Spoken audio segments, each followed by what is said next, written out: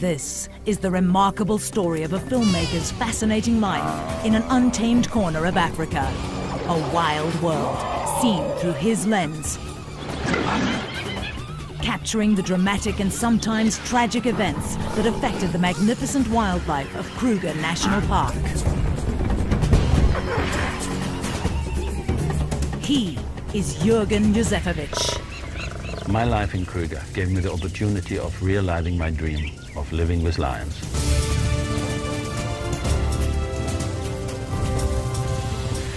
By 1998, Jürgen had produced 9 films about the wildlife of Kruger. Now, after several years, Jürgen and his wife Terina return for the first time to their old family home to retrace their footsteps and relive some of the most memorable experiences of their lives.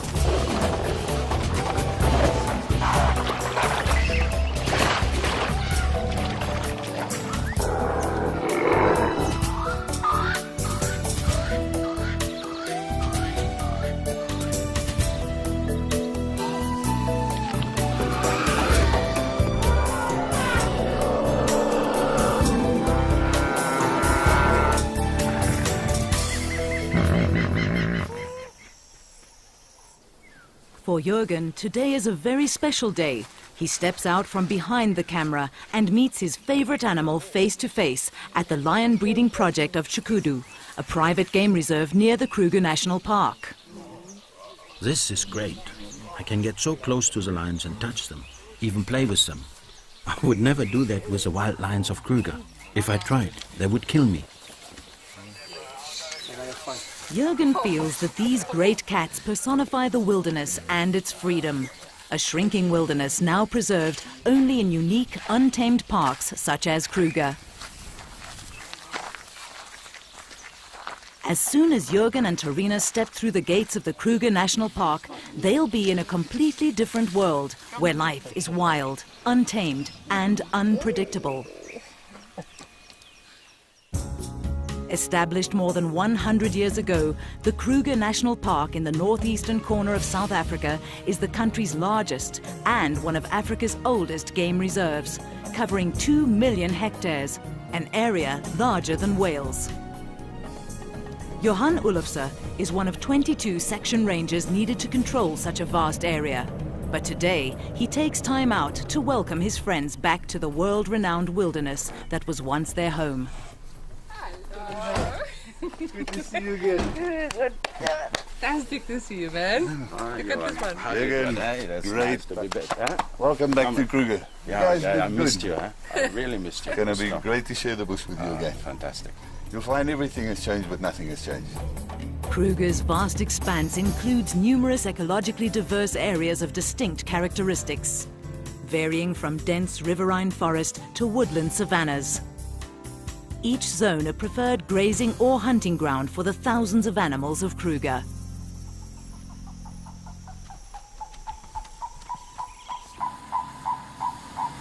During their 12 years in the park, Jürgen and Terina lived, filmed and photographed in most of these areas. The outcome, a unique collection of sequences depicting some of the most dramatic events in the lives of the animals of Kruger.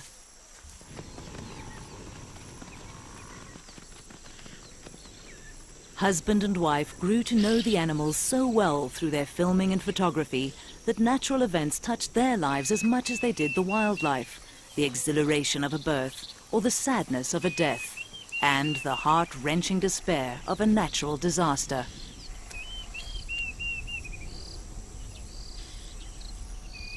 To film wild animals, you have to think like them. You have to know how they will react. But at the same time, you have to survive in their environment. When you're on your own, you have to become part of nature. Living in the bush is like entering another dimension.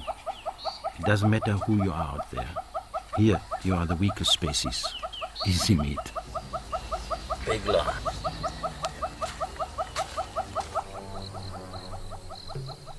Approaching wild animals is not for the faint-hearted, and only an experienced tracker should risk a close encounter with the king of beasts.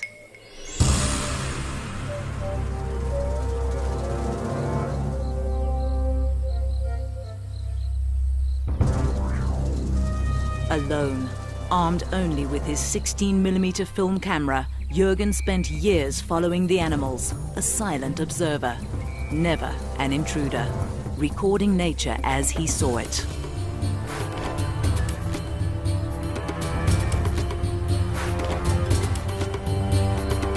Lions became Jürgen's favorite subjects. They epitomized a power and freedom in the wild which man has lost. Kruger is lion country. For 8 years I followed one pride that hunted this area. These could be some of the cubs that I watched grow, but I don't think they remember me. Jürgen thinks back to 1989 when he first met a very special male which he named Hanglip. At that time, Hanglip and his brother had just taken over the pride. For the next 8 years, Jürgen watched as Hanglip maintained his authority. This is an incredible achievement for a lion. Research shows that most lions rule a pride for no more than 4 years before being ousted by a younger, more powerful male. When Jürgen first met Hanglip and his pride, the family group was small, with only 2 males, 4 adult females, and a few cubs. Under his reign, the pride grew steadily throughout the dry cycle that gripped Kruger Park. Hanglip was a fantastic male, confident of his power, and he accepted me. He allowed me to follow the pride when they went hunting, and I was fascinated by their strategies.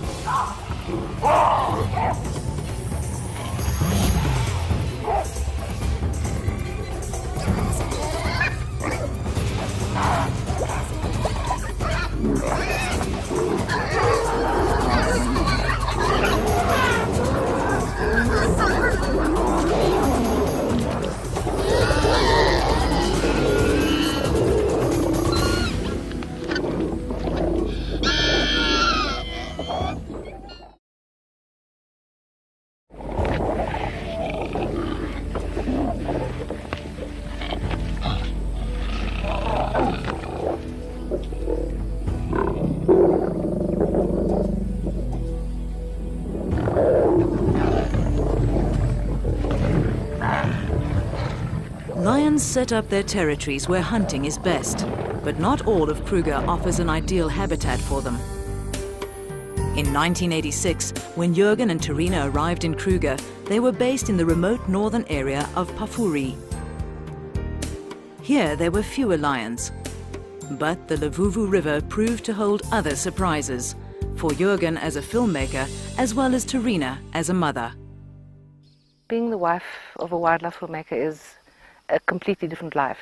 From being your own person, one becomes a person that follows another person's dream. And it depends on whether you enjoy that or not. I really enjoyed being part of a dream. I enjoy being in the bush. I found that when the kids came, it became a little bit more difficult. Sometimes I would take my son out filming with me. It was great.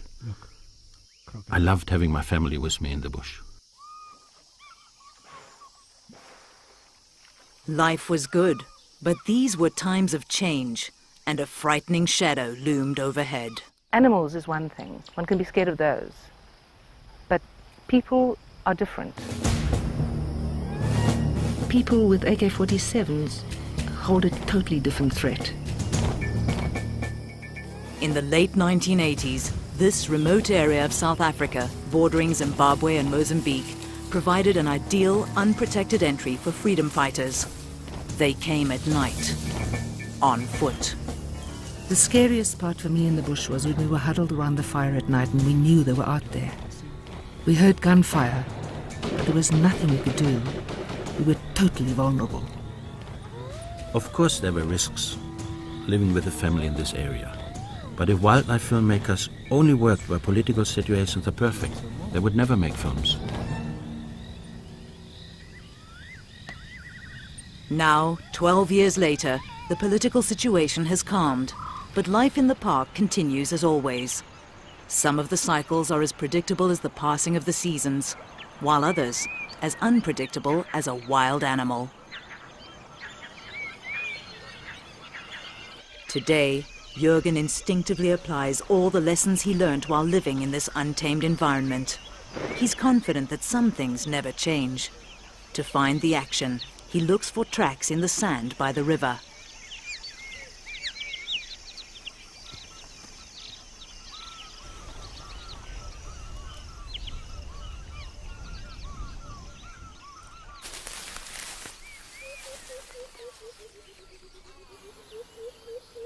In the wild, you can never let your guard down. Jürgen moves in close. 3 meters from the jaws. From experience, he judges that this would be a safe distance to film, close enough to get a good shot, but far enough not to be attacked.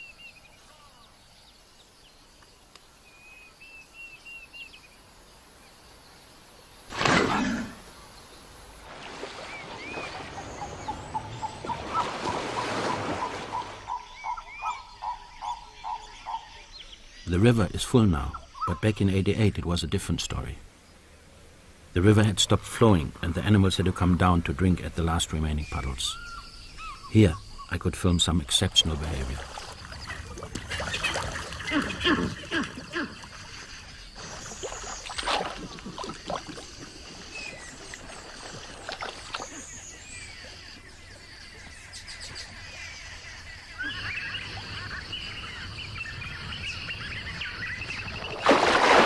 There was danger everywhere.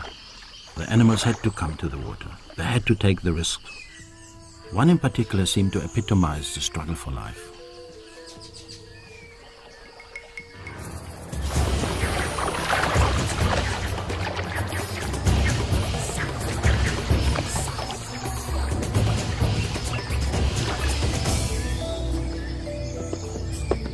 I was amazed that the little antelope had survived the attack.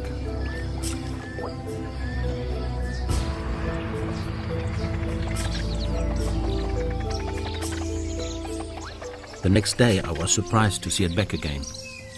It was desperate for water.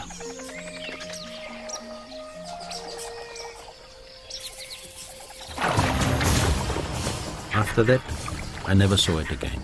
It was most probably taken by lions. The lions seemed to know the dangers and dug deeper into drinking holes already made by elephants. But others were still forced to go down to the drying river. For some to survive, others had to die.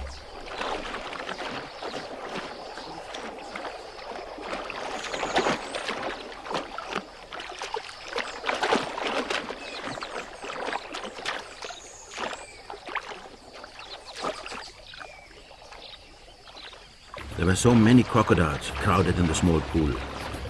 The 2 large males got into a fight for dominance.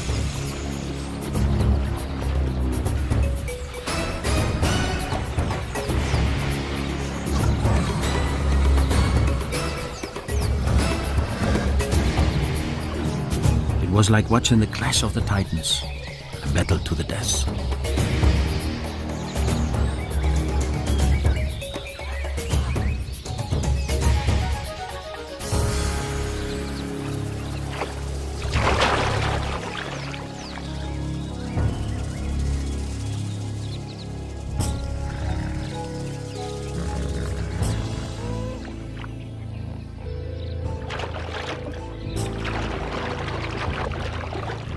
Jürgen watched in astonishment as the other crocodiles moved in without hesitation to eat the loser, proving that in nature, nothing goes to waste.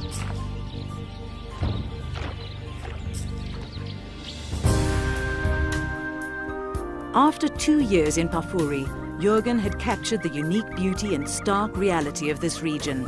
The resulting film helped to save the area from being exploited for coal mining.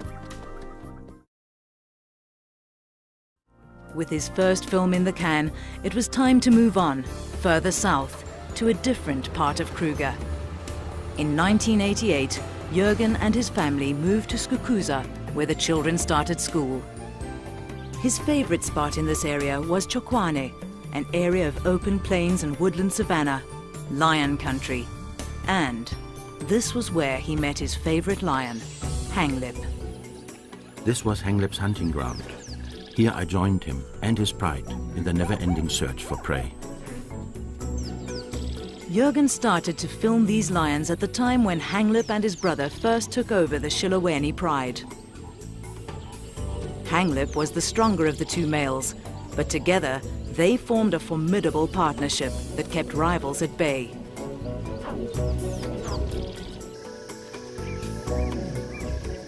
In the time I spent with him, Hanglip fathered many cubs.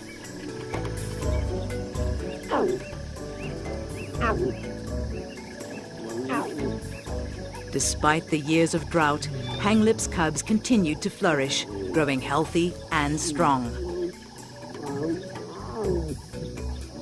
Lions can subsist for long periods of time without drinking by using the moisture present in their prey. And prey was plentiful.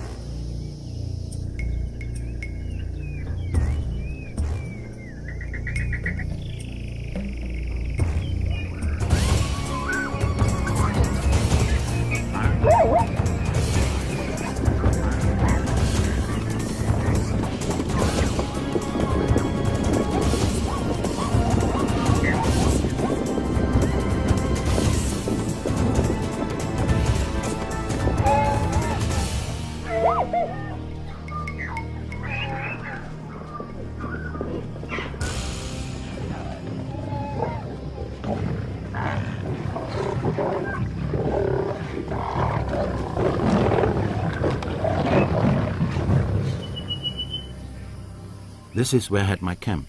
There are no lions here today. But back then, I would sometimes come home and find lions lying in the shade of my tent. Then I would wait until they moved away.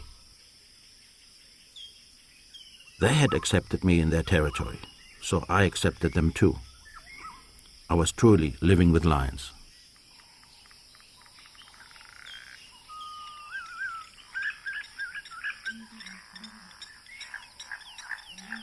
I had Hanglip and his family's whole history in my camera. The more time I spent with them, the more they accepted me. I was just like one of the pride.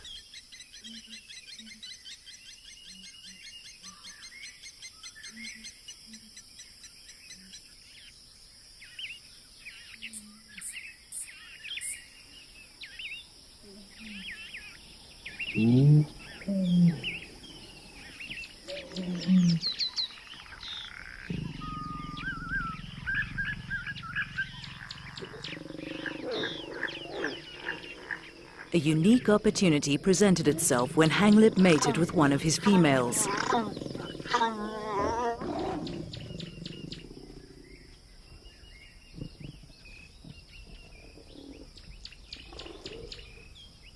Over the next 106 days, Jürgen followed her pregnancy.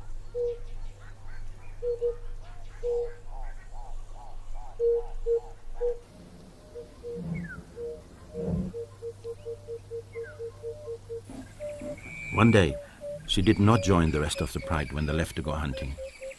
I knew her time was near. Later that day, she moved into a dense patch of reeds. It was exciting for Jürgen, but at the same time frustrating. He could not see the birth. All he could do was record the sounds. Jürgen desperately wanted to see the cubs, but he knew that if he got too close, the mother would kill him. Jürgen waited at the den for 4 long days.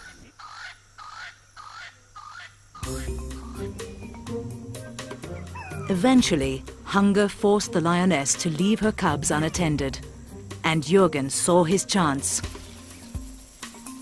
I crawled into the den with my camera, and I said to myself, Jürgen, if she comes back now, you're dead. But I had to go in. I felt like they were part of my own family.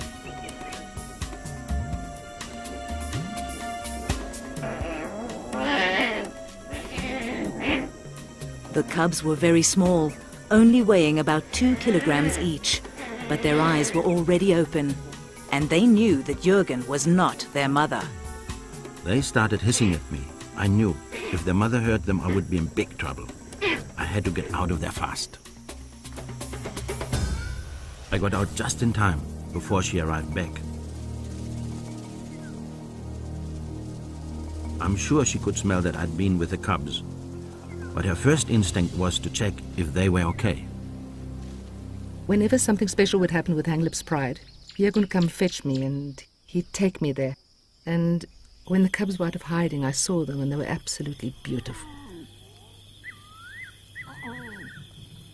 After about 6 weeks, the lioness joined another female with cubs slightly older than hers. Then, Jürgen could film without any danger of being attacked and spent as much time as possible recording the family's activities.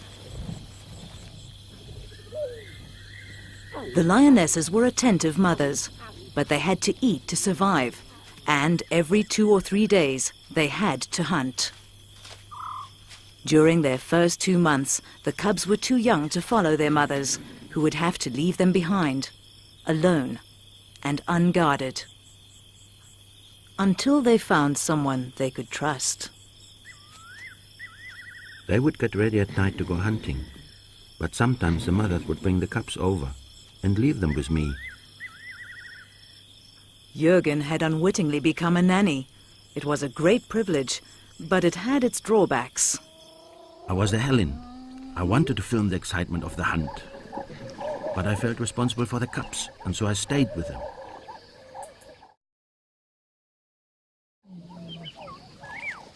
But the next morning, when the mothers returned, it was like a family reunion.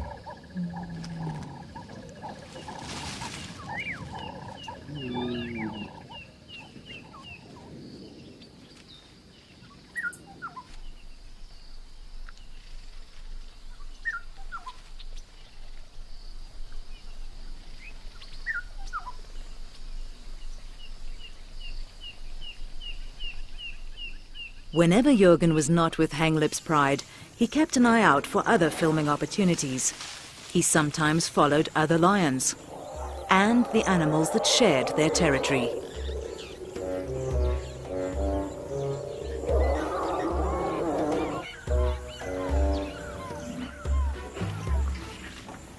This young bull elephant was determined to let everyone know who was boss around here.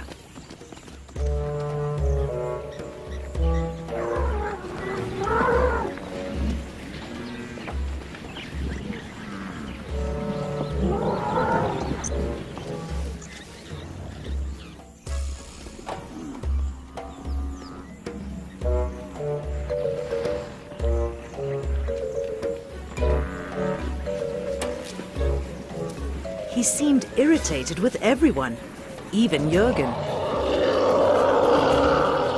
The elephant came from behind a small tree and mock charged me. He had nothing against me personally. He was just telling me to go away. I realized then that I was parked under his favorite tree.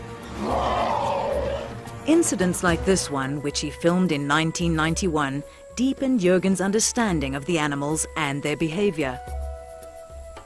They are invaluable lessons which he has never forgotten, and ones that he must use again every time he returns to the bush. Useful skills if he is to come face to face with one of Africa's big five. I believe animals are just like us, just another tribe. To understand them, we have to learn their language. Over the years alone with them in the bush, they have taught me when I should back off and when I can stay.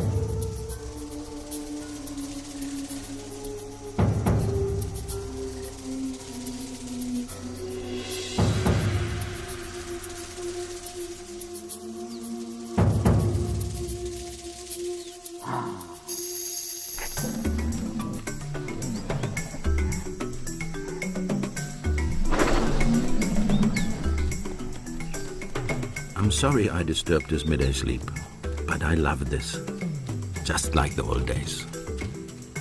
As Jürgen learned to understand the wild animals of Kruger, he became familiar with the park's annual cycles. His quest to record one of the most interesting stories took him into the Mopani Belt, a vast area of scrubland covered mainly by one kind of tree, the Mopani. This hardy tree adapts easily to the harsh conditions of the area and is central to the lives of many of the inhabitants of Kruger.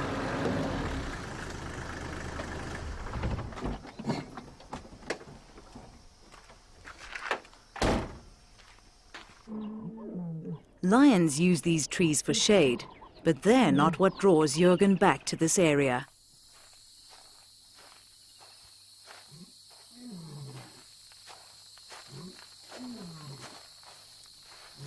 Without hesitation, he homes in on exactly what he's looking for, perfectly camouflaged among the leaves, a Mopani moth, an insect whose entire life cycle is centered around this tree.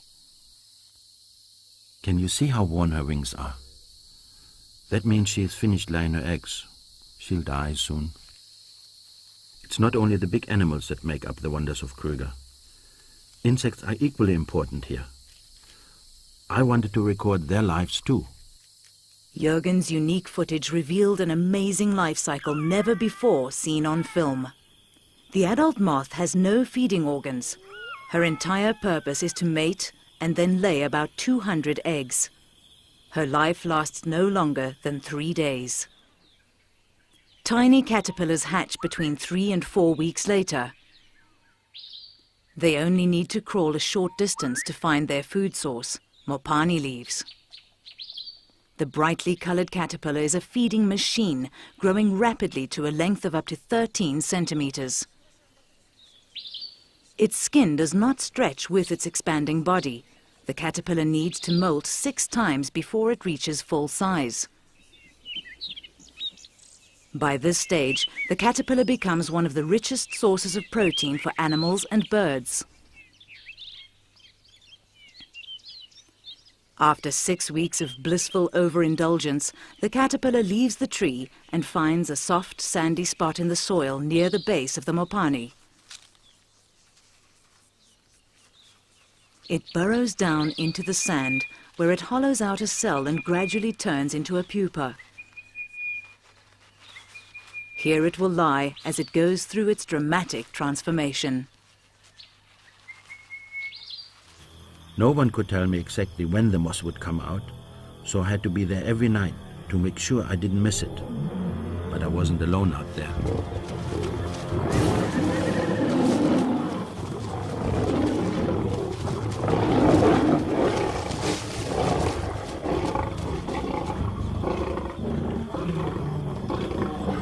A kill among the Mopani trees brought on rivalry among the king of beasts.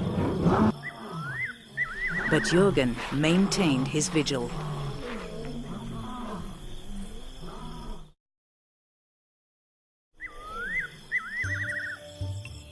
After almost 6 months, the newly formed moths emerged, and Jürgen was ready to record the event. Now that I'd seen the whole cycle, I was amazed at the ability of this one insect to transform itself.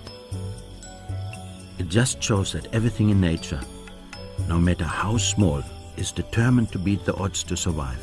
I find that fantastic. The life cycle of the Mopani moth was only one of the incredible events of the Kruger Park. Now, Jürgen knows that he has only scratched the surface. To film and understand the complexity and diversity of this world would take many lifetimes. He was privileged enough to share very special moments with some of Kruger's most formidable inhabitants. Retracing his old paths, he meets an old friend. This is a real privilege. Mabarule is one of the grand old men of Kruger. More than 40 years old, He is one of Kruger's 7 big tuskers.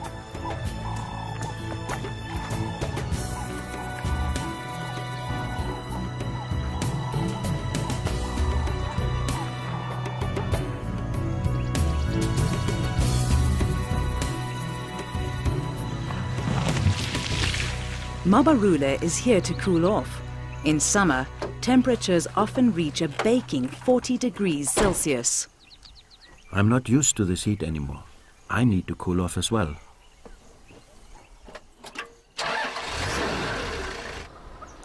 Like all the animals in the bush, Jürgen had to adapt to the extreme heat and had to find some inventive means to cool down.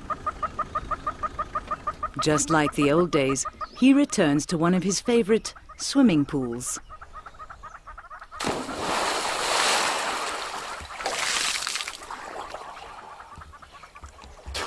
I almost landed in trouble in '92. I was taking a swim when a huge head suddenly appeared over the top of the reservoir. An elephant bull had come to drink and I couldn't get out. I hung onto the pipe in the middle for over an hour and hoped that he wouldn't find out I was there.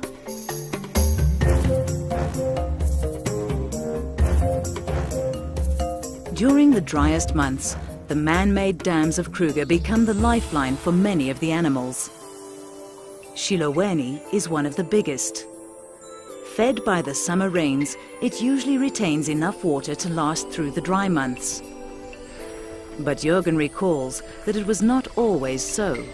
This is one of my favorite spots, but in the drought, it was just a little puddle. 1992 saw the worst drought in Kruger in living memory. The first animals to suffer were the resident hippos. Jürgen watched as the water shrank around them. The last of the muddy water drew many animals to the dam. The only ones not to feel the effects of the drought were the lions. In fact, they thrived. Hanglip's pride had grown into a formidable hunting unit, 28 strong.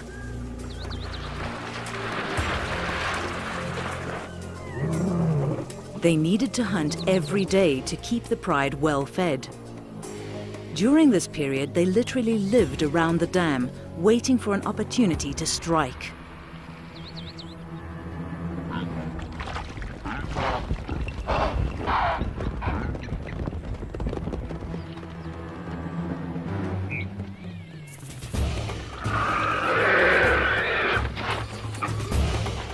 It was a constant game of survival.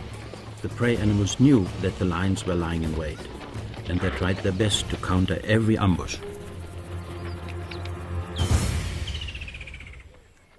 While the lions thrived in these conditions, the hippos were really suffering.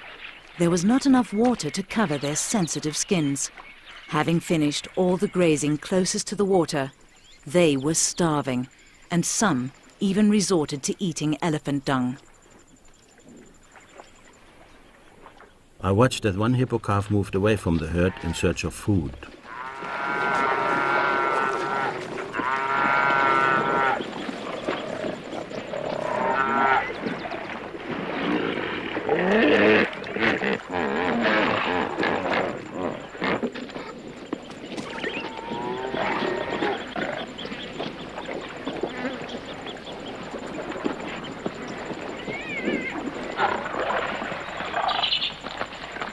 The reaction of the hippos was incredible.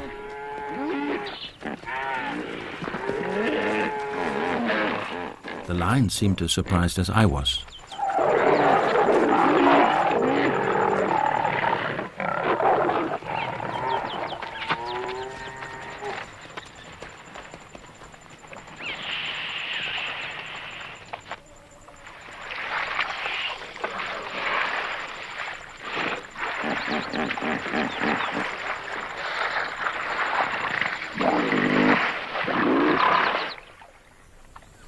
Tolerance levels diminished, all fighting for the last remaining drops of water. The dry years and the inferior grazing had weakened these old warriors. And the lions were there, ready to attack at every opportunity.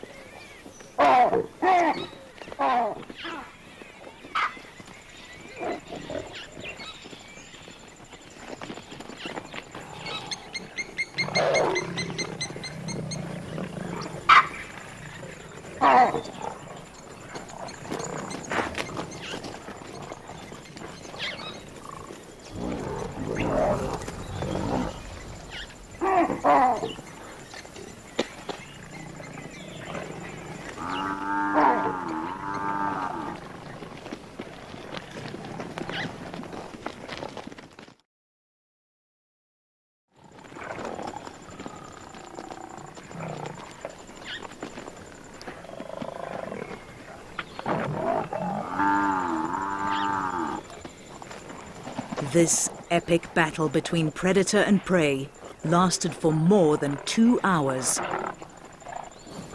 It could have gone either way until the very last moment.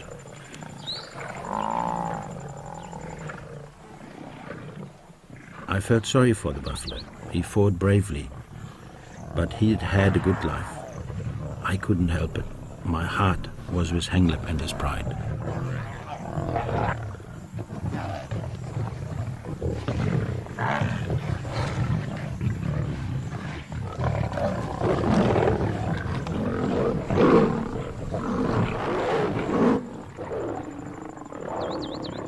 I was always amazed by Hanglip's power, but the battle with the old bull took its toll. After this, he could still hunt, but he limped for the rest of his life. Throughout the drought years in the early 1990s, Hanglip and his pride grew in strength. They thrived when all other animals around them suffered.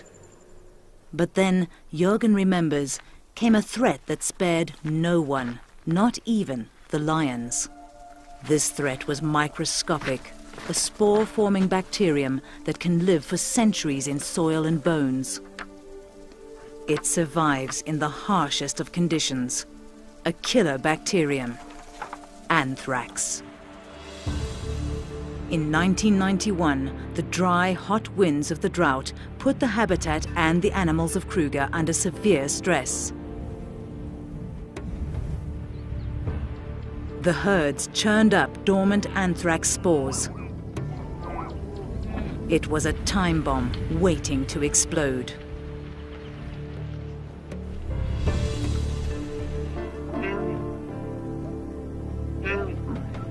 The anthrax infected the weakened animals, entering their bodies through wounds and scratches in their mouths caused by feeding on the tough, dried-out vegetation.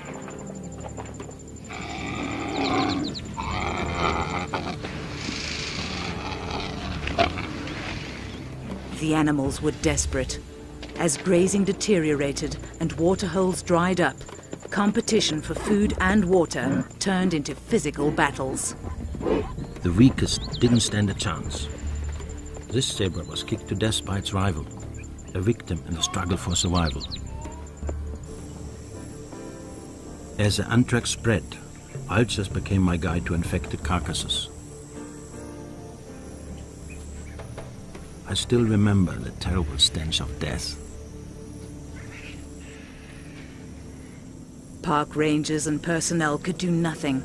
Although there was a vaccine against anthrax, it was impossible to vaccinate all the animals in the reserve.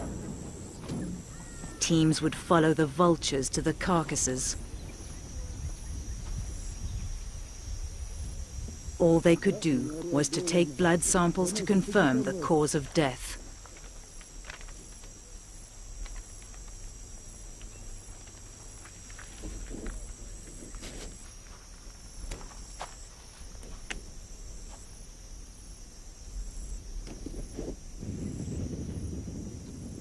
The disease was spreading quickly.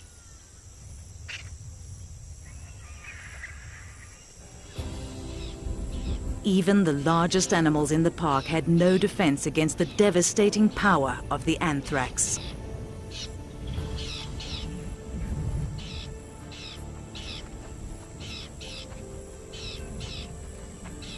With vaccination out of the question, the park officials burnt all the carcasses they could find to curb the spread of the disease.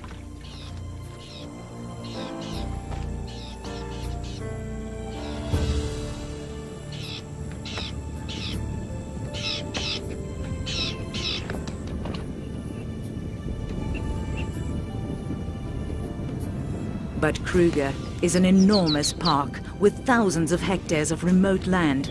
It was impossible to find all the carcasses. The scavengers could smell death miles away. No carcass was left untouched, and slowly these scavengers were infected too.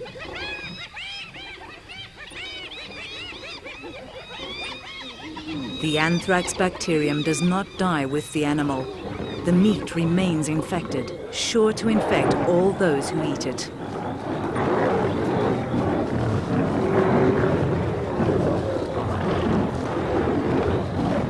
What seemed like a feast for the scavengers and predators was actually a death warrant. The anthrax outbreak was a terrible time for me. I saw my friends eating infected carcasses. I knew they might die, but there was nothing I could do to save them.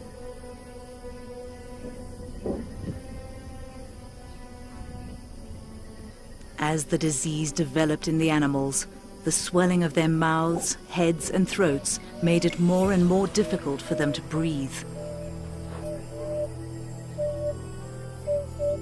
Scratch marks in the ground bore silent witness to the animals' desperate struggle for air during the last moments of life. I had seen my lions at their peak, at the top of the food chain, but over 2 seasons everything just seemed to fall apart. Those that were found were put out of their misery by the rangers.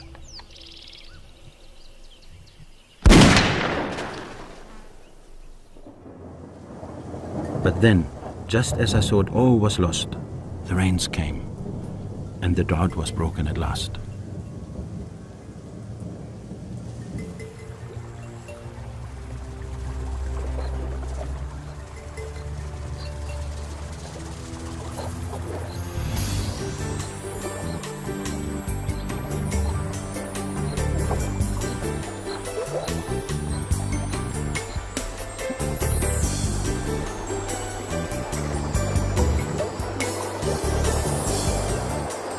Floodwaters, the only force that has the power to stop anthrax, washed the spores downstream and into the sea, where the salt water eventually destroyed the bacteria.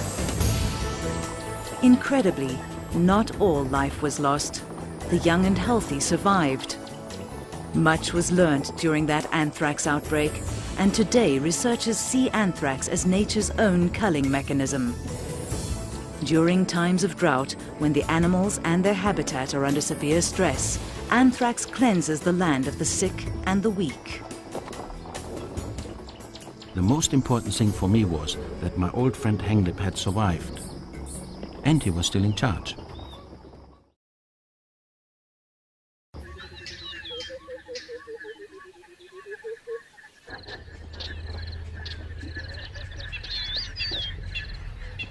After 10 years of drought, Kruger now started a time of good rains and rebirth. This time of well-being continues even today during Jürgen and Tarina's visit, and the best way to see how well Kruger is doing is from the air.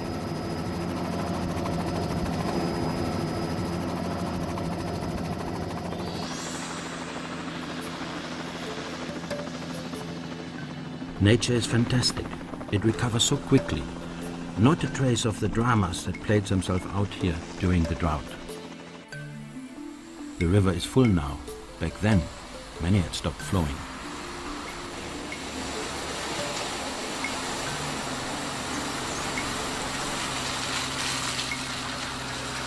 Good rains mean that there's plenty of grazing, and the impala population flourishes. People don't take much notice of impalas because there are so many of them. But they are amazing animals, perfectly adapted to their world. During his 12 years in Kruger, Jürgen was determined to film an impala birth. After many failed attempts, he finally succeeded in following a heavily pregnant female as she distanced herself from the herd.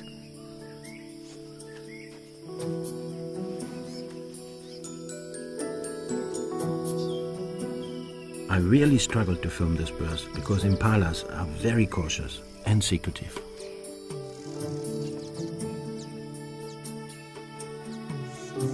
While I filmed, it reminded me of the birth of my children. Life is the same for all of us.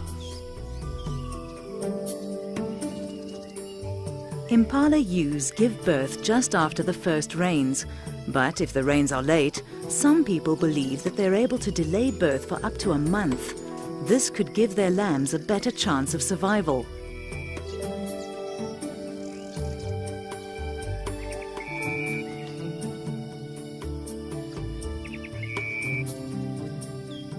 Of all the unique footage that you've shot, I think, to me, the most special one is the one with the impala birth in that field of flowers. I mean, it's wonderful. This vulnerable baby with this vast wild wilderness surrounding it and all the dangers in it. I could relate to that, having raised my own children in the same environment. There are dangers everywhere.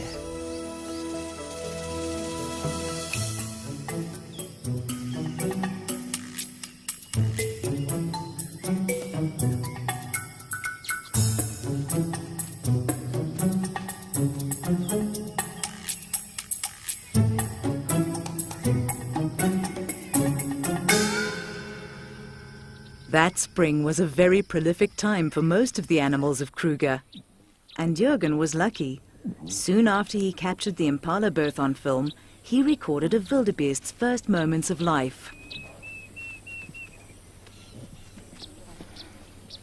The difference between the two births is that wildebeest cows stay within the herd, relying on the protection of the group against predators. The herd is constantly on the move, and the mother and the other adults nudge the calf to make it walk as soon as possible.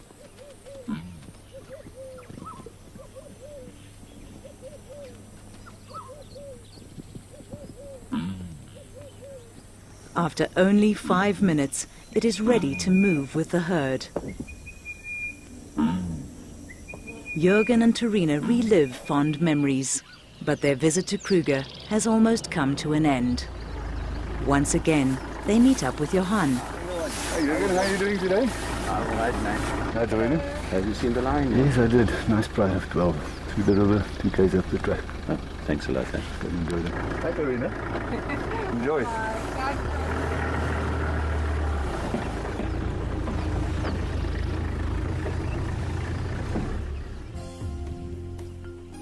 For one last time, Jürgen and Torina spend a few quiet moments with Kruger's new generation of lions.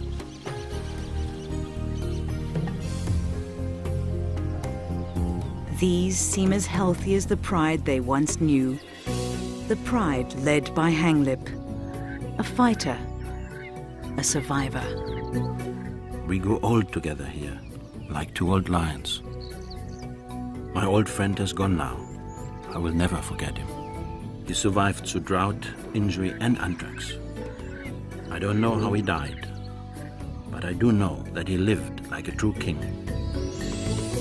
I hope his last battle was a good one.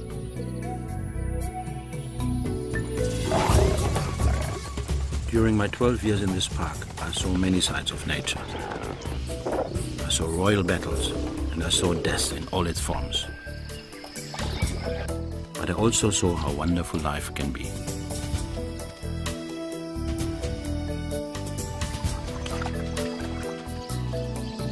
For a while, the animals in Kruger allowed me into their world.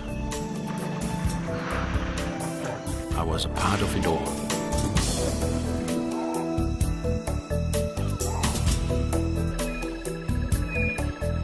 I will always be thankful for the opportunity that I had to live my dream.